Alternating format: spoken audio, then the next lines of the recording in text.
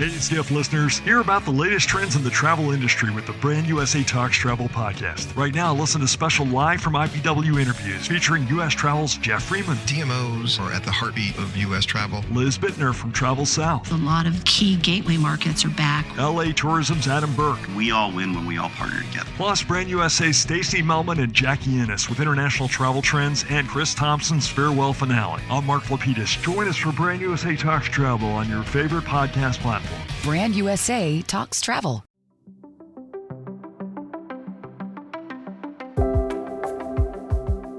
Thank you for listening to the Skift podcast. Today's episode features a session from the recent Skift Global Forum, which took place in New York City in September of 2022. To learn more or join us at the next Skift event, visit live.skift.com.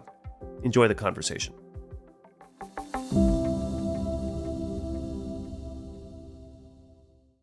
Please welcome Vice Chairman and CEO of Expedia Group, Peter Kern, in discussion with Skift founder and CEO, Rafid Ali.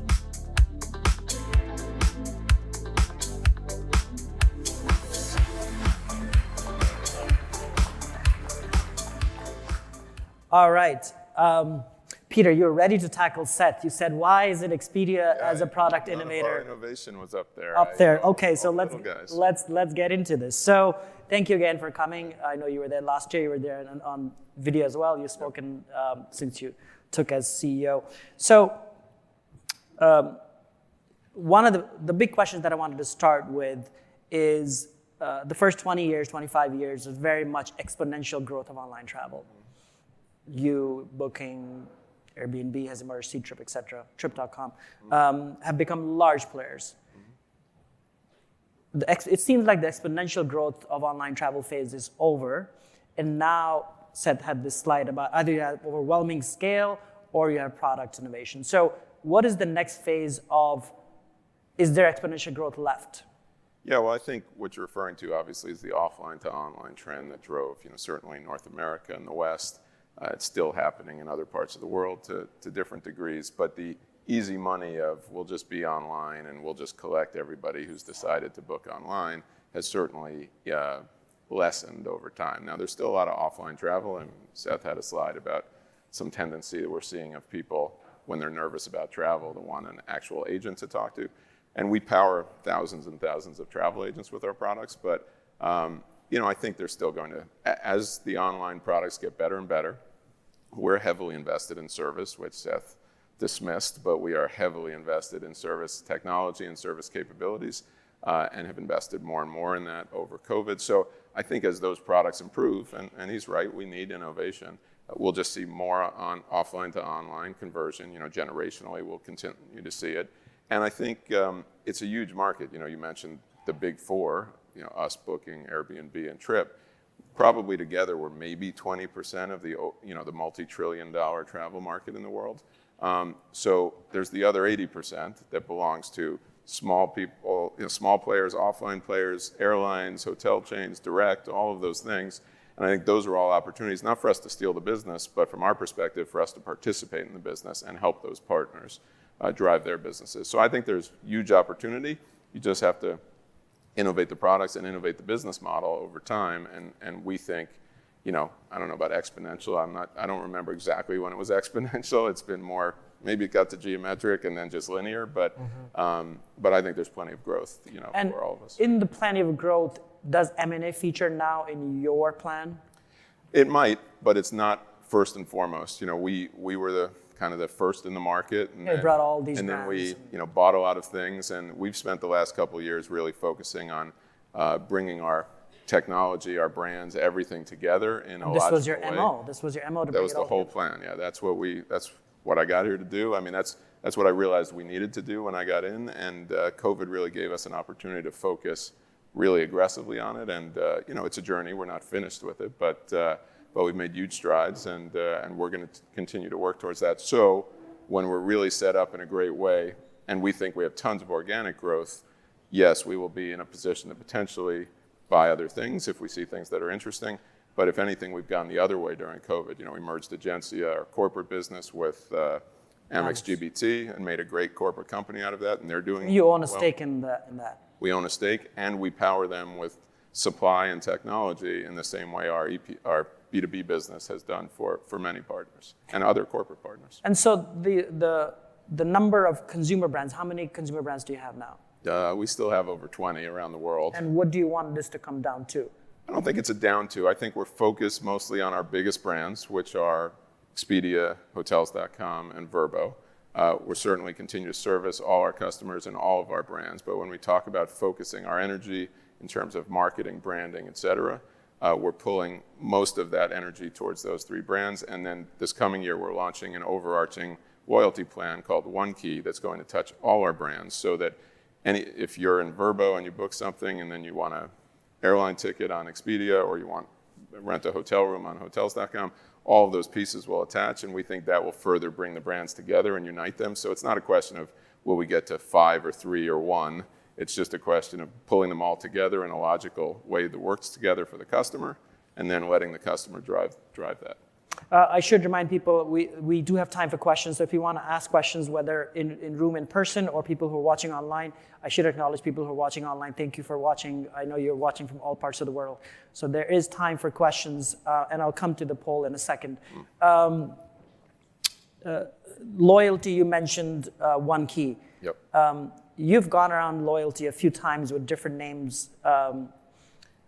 Well, many brands had their own loyalty, and some brands had no loyalty. And so why do you think, when general people who are not that aware of the industry, consumers in general, do not associate online travel companies with loyalty. They associate airlines, they associate hotels with loyalty. What role does loyalty play? What real role do you think loyalty can play for you? Yeah, I think loyalty plays a huge role, and it's not a competitive role, right? There are people in this room who are probably, I'll talk about our friend Tony, Bonvoy members, and you travel all the time. You travel for business, but most people are not like that, right? There's always going to be concentration in airline loyalty programs, in hotel loyalty programs, and with us, you get airline miles plus our points, so it's not an either or. Hotels is different. But the real point is that most people don't ever earn enough in rewards programs to get much reward out of it. And for us, we have tens of millions, hundreds of millions of members who can get benefit even if they're traveling once, twice, 3 times a year and going to different places and staying in different hotels and needing to take different airlines. They can still get benefit. They can get member prices, they can get package prices, they can get points that are worth money, not like I have to save up 80,000 of them to get, toast or a waffle or something. So I think, I think we serve a really important role there. Now, we haven't done it in a really synthesized way. We've had different programs, and it was sort of the pick your brand, pick your program, or pick no program. Now we're saying, no, we want everybody to get the benefit of it. We want everyone to be tied together, and we want people to enjoy our brands as a family of brands and products, as opposed to discrete things you just go into and think of as a single brand. And so one of the things that's a big part of your business is B2B. That's been there. Ariane is running it out of London. She's done an amazing job. Did you consider Agencia as B2B? So we sort of thought of it that way because it wasn't exactly like our retail, OTA consumer business, but it wasn't really the same at all. I mean, it was very driven by an end user that we had to service in a different way with a different set of products, and that's really the decision we made during COVID, which was it's a very different undertaking to go sell corporate partners and to go service corporate partners. It looks very different than the consumer business. And there are companies who are wholly focused on it, like Amex GBT, and others who we power. And we said the real power of what we're doing is to power partners with supply, power them with technology. We've talked a little bit about, we've started this open world project, which is basically to turn all our technology into microservices so that partners can take some or all, or smaller partners can use it. And that was really our drive. So we said, let's turn Agencia into the same thing. Let's put it in the best place to succeed. And let's turn it back into the thing we're really good at, which is powering supply, powering technology. So it's now basically looks like the rest of our business and our B2B business, whereas before it was kind of a unique, special thing. And so B2B, how big is that as part of the overall company today?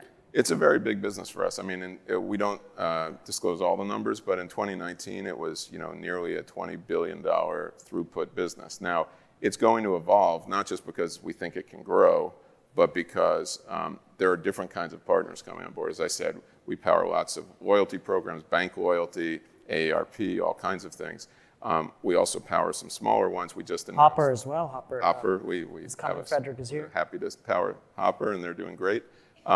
But we power, we just announced a deal with Built, which is a fintech company for renters, who pay their rent through it. So anytime there's a pocket of consumers that a company has, a special relationship with, we can help them use travel to monetize that relationship, put value back into their partnerships. But those are our big old school ones. The new world is where we now have someone piloting just using our fraud service. We have best-in-class fraud detection services. So we have a travel partner piloting using that just as that service. We have many partners interested in using service as a service. So we would use our service technology, perhaps even our people, to answer calls and serve their customers more efficiently and better than they can. So you take it all the way through machine learning, all kinds of technology capabilities, like there's lots of pieces. So we think there's a future where that happens, and then a future where smaller players, our technology was built mostly for enterprise partners. It took a lot of work to stand up a bank or stand up AARP. But we want to get to the point, and on a road to get to the point, where small entrepreneurs can use our technology to get into the travel business. So if you're an influencer, and let's say you've got 100,000 followers because you write about travel for people with physical disabilities, we can power you to turn those ideas into trips, into hotel options, into whatever, and you can literally put it wherever you are, Instagram, whatever, and you can power your own travel business and participate in that travel economy. So not just a link off, not just an affiliate deal, but a real ability to sell travel. So that's the future we see, and we think we're extremely well positioned to. Yeah, I think you announced a small thing where TikTok influencers can use your API. I think TikTok is in the room as well. The people who work in the travel part, for them to be able to sell travel as well. Yeah, we're working across all the fronts that you would expect us to work across, and it's not where we want it yet, but it's all linked together. Our ability, and I know it's a popular topic, some of my competitors have talked about it, but our ability to drive a trip end to end, we've been selling all the products for a long time. For a long time, correct. And we have, I'm happy to talk to Seth about all the innovations we have in our product that we've delivered recently, but those same innovations play through all our partner relationships. So we have a new tool called Trip Boards, which is basically an ability to build a trip, save things into trips, and then actually poll your friends or family if you're traveling with. We're traveling together with our families, and I say, hey, how about this flight? How about these 3 hotels? You say, no, I like these 3, and we go back and forth and choose. That collaboration capability, those kinds of technologies are technologies we can bring to our business partners so that they can drive it. So all of those innovations that we do for ourselves are opportunities to drive business for them. And it looks like Booking.com is taking your, Booking Holdings is taking your playbook. They bought 2 large B2B companies in the last year. One, what's your sense of them competing against you on the B2B front? And 2, would you do more M&A? I mean, there's a lot of tech companies in here, hotel tech, et cetera, et cetera. Should they be talking to you? Listen, as I say, we're not closed for business. We don't have some big aggressive M&A plan either. But I think the reality is it's never going to be a one-player market. We don't expect to own 100% of the market, but we think we have great products. We think we have great service, which is really important if you're going to entrust your customers with a partner. We think we have best-in-class service. You need to take care of your customers. And we think the way we're building our technology, we had a problem, but in solving the problem, we've got a great opportunity, which is our problem was multiple stacks, multiple technology constructs. Now we're pulling it all together into one unified platform. The opportunity in doing that is we are rebuilding many things, and if you rebuild them in a way that's purpose-built for extensibility to drive it to other partners, now it becomes tools and capabilities that are much easier for partners to adopt through APIs, et cetera. So the idea of just saying it or buying, we've bought a lot of companies that had old technology that did some things pretty well, but getting to the new of like the future of the world and APIs and being able to provide microservices, that's a tough journey. It's one we've been involved in for the last 2 years. We probably have some more time to go, but whoever starts next is going to have to start at the beginning. Hey, Skift listeners, hear about the latest trends in the travel industry with the Brand USA Talks Travel podcast. Right now, listen to special live from IPW interviews featuring U.S. Travel's Jeff Freeman. DMOs are at the heartbeat of U.S. travel. Liz Bittner from Travel South. A lot of key gateway markets are back. LA Tourism's Adam Burke. We all win when we all partner together. Plus, Brand USA's Stacey Melman and Jackie Ennis with international travel trends and Chris Thompson's farewell finale. I'm Mark Lapidus. Join us for Brand USA Talks Travel on your favorite podcast platform. Brand USA Talks Travel. Let's quickly put up the poll that we have.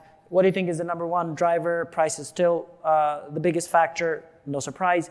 The question I have is, one of the things that you and I talked about in our call previously, and your team has stressed to me is, and I think you said in the earnings call as well, you want to focus now on the higher value customer, away from the mass of the people. That's not exactly That's not what he said? That's Okay. not what we mean. Okay. I might have said it, so maybe I misspoke. But what we mean is we want to focus on customers who have high value to us. That might be somebody who books a bunch of 2-star hotels, but is loyal to us and is a regular customer that we don't have to go buy out of the market from Google or whomever. It could be somebody like you who stays in 6-star hotels. I don't. Amman, has anybody stayed? Is Amman open, or is this all just? I don't know if it's open? just opening. Anybody has stayed there? Yeah. You're not going to raise your hand anyway, even if you who's did. Who's got $5,000 a night for the Amman and 57? $5,000? You won't even get into the hotel with $5,000. You can buy dinner maybe. So it's really about the types of customers and the types of activities. We did show there you go. your Seth thing. should have had this, flight tracking and whatever. It's really about whether they are the types of customers who get the benefits we get, meaning member pricing, loyalty, et cetera, enjoy the product features we have, and are likely to stick and be long-term customers, as opposed to just buying in meta, pushing everyone through the funnel, and whatever happens, happens. Now, right now, it's still the land of the masses, so we're just getting smarter about how to get people to take the right actions to turn them into long-term valuable customers, which means getting our app, getting a member price or points or other things that add value to their trip. And every time we do that, the customer becomes more valuable to us. So, but does spending 60%, what's the number? Can we put up that slide about the marketing expenditure for Expedia versus others? Some 60% of revenues or 55% you spend on Google. Expedia, this is Q1 number, 53.9%, 1.76. That doesn't help. Marketing spend. Yeah. How does that help or distract from creating this direct relationship with the consumer? Well, look, I think we all do it because we're trying to bring traffic in. The question is, how good are we, any of us, at turning that traffic into long-term customers? We've talked a good game for years. Everyone said. Actually, Dara used to say, shame on us. We got to get rid of Google, and still shame on us. But now I would say, the one key loyalty program, our focus on member benefits, all our brand marketing, if you watch it, always talks about it. So you guys have been Expedia, I'll say this, has been the best at brand marketing for years. The TV ads, you were early way more than anybody else in the online travel world. So you've been very focused on brand marketing for Expedia and obviously hotels.com as well. So where does that figure versus the? Well, again, it's not just about the marketing, right? You can bring in people. We can have the best ads, and we have the best ad team, marketing team in the business. We can have the best ads in the world, but if we're not promoting the right things, if we're not promoting people to use the benefits, if when you get in the product, it's not clear why you want to take certain actions and what the benefits are, then shame on us. Then we haven't done a good job of getting customers to experience the real benefit of being with us. Today, we are getting way more people that come through the funnel to turn into members, to turn into app users than we did 2 years ago. That to us is really exciting because these people have gotten the benefits, seen what the value is, and now we believe they're going to be much stickier and they're going to be long-term customers. So that is the journey we are on, and that is before we've gotten most of the technology improvements we've been building, the one loyalty program, like all of these other pieces that are going to fall into line. So for us, it's a constant drive to do that, and I think it's not just about marketing, nor is it about making that number lower, per se. Like, we believe that we'll be able to drive more customers into long-term relationships, and that therefore we may well be able to spend more money because it'll be more valuable every time the customer hits our product than it used to be. Yeah. So speaking of app. You mentioned Vrbo was one of the top apps through the pandemic. Vrbo has been just a breakout, not that it was a new company, but it was a breakout for you. You made a big bet on changing the name right before the pandemic. I still thought HomeAway was such a great name, but personally, that's just me. Can't go back. Sorry. Can't come back. So Vrbo did amazingly well through the pandemic. Yep. Where is it now? Obviously, cities are back. Vrbo has not been that strong in the cities historically, full homes, etc. So give a quick update on the state of Vrbo today. Yeah, I mean, Vrbo continues to do really well, and even in 22 with cities back opened and Europe busy and everything else, Vrbo has done terrific. I think two things happened, which is we had the tailwind of the pandemic, and people liked the idea of a whole home dedicated to their little bubble of people, whoever that was. And we were a great beneficiary of that. But the benefit is not only that people did it and we made some money, the benefit is people experienced the product, which is great. People downloaded the apps, people explored it, and people got to know the name. I often say to our team, when I saw Vrbo in a New York Times crossword puzzle, I felt like we had made it. And now all those being number one in downloads, now lots and lots of you and people around the world have that app. They dream on it. They look for their next trip. And we think that's a great opportunity. So we basically got a step function adoption change, if you will, to the brand, to the product, and that pays long-term dividends because people have great experiences with the product. And again, not to belabor the point, next year when they become part of our overall loyalty program, which no other player in alternative accommodations has. That will be another added benefit of why you want Vrbo and why you want a whole home and the benefits of that. Now, other players have more inventory in New York or other cities, and we'll see how that evolves, but we're really... So you will continue to not have cities as the main focus and whole homes? We have plenty of product in cities, but we don't have as much. We don't have shared accommodations. There's things we don't do. Right. And that's because our brand proposition is really the whole home experience, and we want to be pretty rigid around that. We think it's a great product. So, again, it's not going to be like all these markets. It's not going to be a winner take all. We're super strong in beaches, mountain destinations, resort destinations. Would it be nice to be big in New York? Yeah, but not if it was a product that wasn't consistent with our other products. So we'll see where it evolves to, but we like where we are. Okay, so let's get to some audience questions and address the elephant in the room, Barry. He's not in the room. Elephant. His comments hang here in the ether. Okay. We love Barry. Love Barry. How can you not love Barry? And obviously, he's earned the right to say whatever the fuck he wants. And so, absolutely right. It's true. And so, the question is, how does Barry's comments help Expedia with recruiting? I have a more specific question, which is that he said the work from home is crock is the word he used. That was our headline.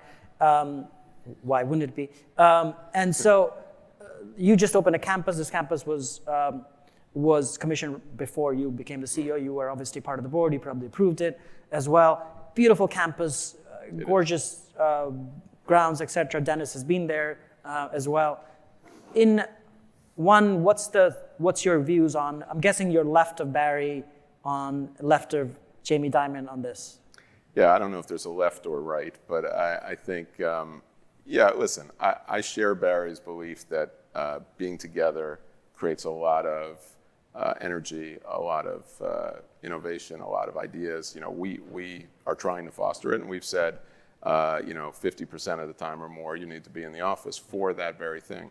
But on the other hand, we've been a global company for a long time, right. Teams working across time zones, people working at night and mornings from home. So we've adopted over a long period of time to different practices to accommodate that. Now, hybrid work's hard. Like, we're all trying to figure it out. I don't think there's... What do you do personally? Anytime I'm in a city that has an office, I'm in the office. So, I travel all over the place. Right. We have an office here. I was there yesterday. I'll be there later today. When I'm in Seattle, I do the same thing. When I'm in London, I do the same thing. When I'm in Austin, I do the same thing. But that's why I'm there. I'm going to see people. I'm going to meet with people, et cetera. I'm not coding by myself, and need quiet time to code. And we have many different job classes. We have people in commercial jobs that are in sales. They're off on the road talking to hotels, talking to airlines, talking to potential business partners all the time. Like, we don't want them in the office all the time. So I think it's very job dependent and it's very company dependent. And we're all going to learn a lot. I think the biggest problem with hybrid work is the onus on managers to be really good about still getting production out of people. And we've got to educate them and help train them. And that's a new set of skills that we didn't all have to have 5 years ago. But I think there's clear evidence that it can work, but we got to make it work. And if we don't make it work, then Barry's right. Then we should all be back in the office if we can't make it work. But we're making it work, and we believe we can drive the best outcome with a hybrid model. So the campus stays, I guess you own it now. We own it. So come visit. You can all come. Will. There's plenty of space. There's plenty of space, turns out. He also said that all the ESG efforts are, what was the phrase he used? Not crock, but something along those lines. I think he said something about empty calories. Empty calories, he said something. Yeah. Obviously, you do not believe in it. Well, you do not believe in it to the extent that he said, but you also came out with a release 3 days ago about social responsibility, inclusiveness, and environmental. This is part of your open world plan as well. Yep. Quick overview, your sense of sustainability and how much can a player like Expedia, which doesn't actually own these assets, do? Yeah, well, I would say two things. What he said was, which I don't disagree with, is it has to mean something, right? It can't just be throwaway, trite comments about platitudes about like social responsibility is good. I mean, he does more social good than all of us combined, right? He personally. So it's not that he doesn't believe in it, it's that he doesn't want it to be a waste. And we feel the same way, which is, the things we announced either are relevant to our business or relevant to our industry. And what we announced was sustainability, the ability to get more underserved groups into entrepreneurship and travel, which is totally consistent with the product suite we're rolling out, and get more people who haven't had the opportunity to travel, because we believe that travel is a force for good, and more people traveling and experiencing it is good. So that's all super relevant to what we do. As far as sustainability goes, we don't provide hotel rooms, we don't clean sheets, we don't fly planes, but we provide information to consumers. And I think the more and better information we can provide to consumers, the more able they are to vote with their wallets and drive the outcomes we all hope they want to drive. Now, there's lots of research, you have a lot about people's interest in sustainable travel. People don't always make the trade, you think, for money over sustainability, but we want to put them in the best position to do it. And one of the challenges has been the quality of the information.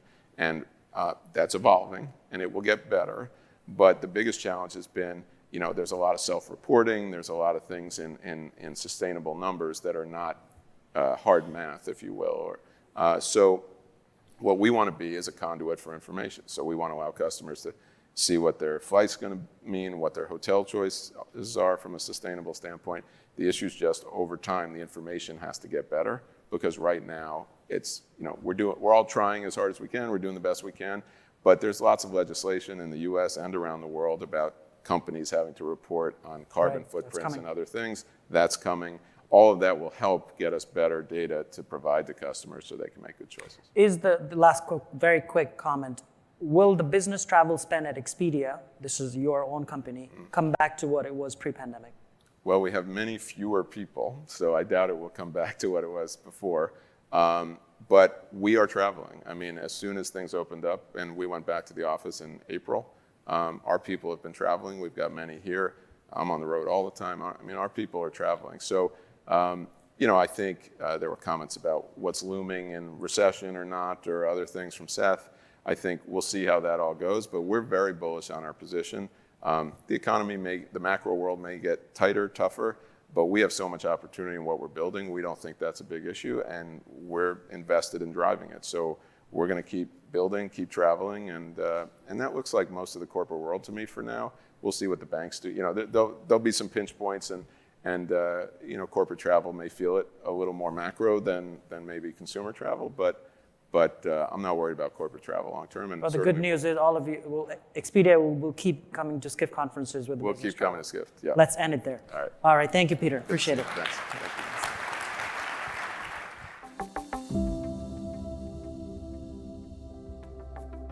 This has been the Skift Podcast. Thank you for listening.